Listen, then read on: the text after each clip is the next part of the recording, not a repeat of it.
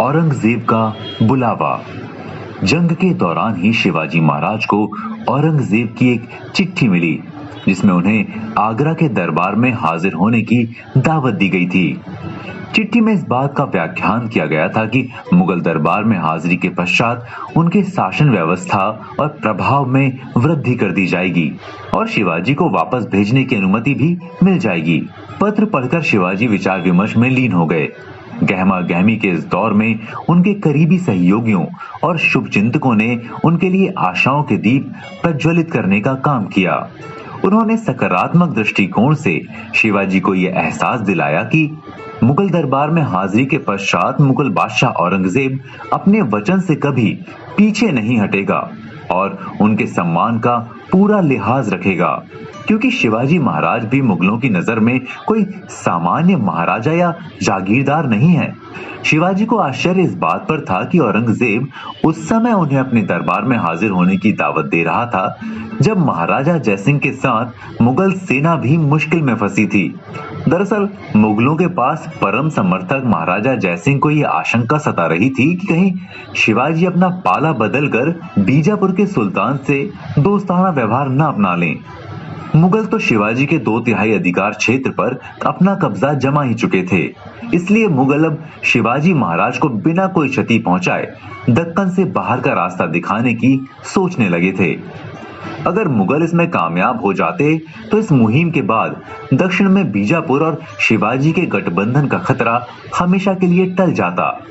ऐसा लगता है कि शिवाजी मुगलों की इस रणनीति को समझ नहीं पाए। शायद यही कारण था कि वे राजा जयसिंह के बहुत ज्यादा जोर देने पर बादशाह औरंगजेब से मिलने पर राजी हो गए। शिवाजी अकेले नहीं थे, बल्कि उनके साथ उनके पुत्र, कई मंत्री और 1000 अंगरक्षक भी थे। इतने बड़े दरबार में जाने के दौरान उनका सावधान रहना बीच मार्ग में किसी बड़ी मुश्किल या खतरे की मांग भी थी। शिवाजी पूरे देश में अपने पराक्रम और वीरता के चलते मशहूर हो चुके थे। इतने कम समय में सफलता की जो दास्तान उन्होंने लिख दी थी, वो तत्कालीन भारतीय परिवेश में बड़े बड़े सूरमा, योद्धा, महाराजा और सेनानी भी नहीं लिख पाए थे। स्वराज और स्वाधीनता की लौ तो उस समय भारत के हर नागरिक के सीने में कम या ज्यादा जल ही रही थी। यही वजह थी कि लोगों ने उन्हें मुगलों के समक्ष खड़े होने वाला एक ऐसा महाराजा मान लिया था जो विदेशी ताकतों के शिकंजे से उन्हें आजाद करा सकता था।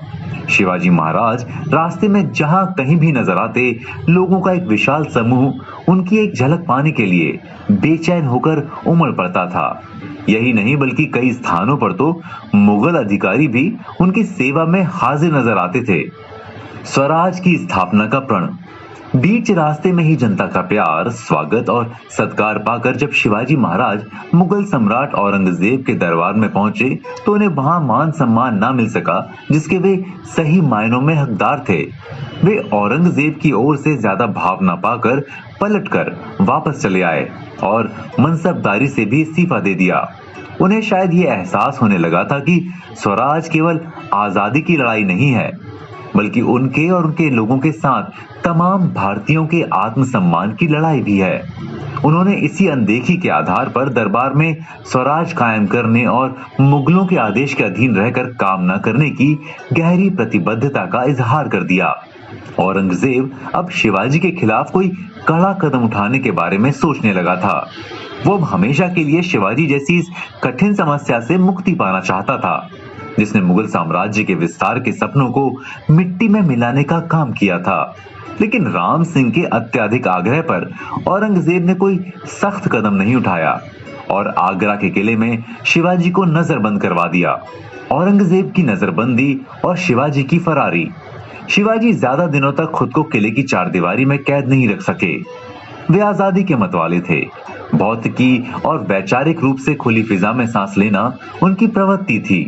वे स्वतंत्र होने के तरीके ढूंढ रहे थे। औरंगजेब ने उन पर अपने शातिर सिपाहियों का सख्त पहरा बिठा दिया था, लेकिन शिवाजी ने आगरा के किले से फरार होने का नायाब तरीका ढूंढा और वहां से निकल खड़े हुए। जब शिवाजी सैनिकों को चकमा देकर बाहर निकले तो उन्हें एक कुम्हार ने पहले से ही सही दिशा बताने के लिए आग जला रखी थी।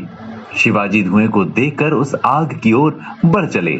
और फिर उसी कुम्हार ने उन्हें उस शॉर्टकट रास्ते की ओर मार्गदर्शित कर दिया जहां दुश्मनों से टकराने के खतरे कम थे। 3 साल की खामोशी के बाद सूरत पर पुनः प्रहार और राज्याभिषेक। किले से फरार होने के बाद शिवाजी बुंदेलखंड, गोंडवाना और गोलकुंडा से होते हुए महाराष्ट्र में दाखिल हो गए। इसके बाद 3 साल तक मानो उन्होंने अपना मौन व्रत रख लिया हो। ये खामोशी भी उनकी एक खास रणनीति का हिस्सा थी। औरंगजेब भी उत्तर की लड़ाइयों के चलते दक्षिण प्रांतों की ओर कम ही ध्यान दे पा रहा था। इस मौन धारण के बाद शिवाजी ने दक्षिण की मुगल सेना पर जब अचानक हमला करना शुरू किया तो उसी दम औरंगजेब के होश उड़ गए। शिवाजी ने एक बार फिर सूरत पर कड़ा प्रहार किया।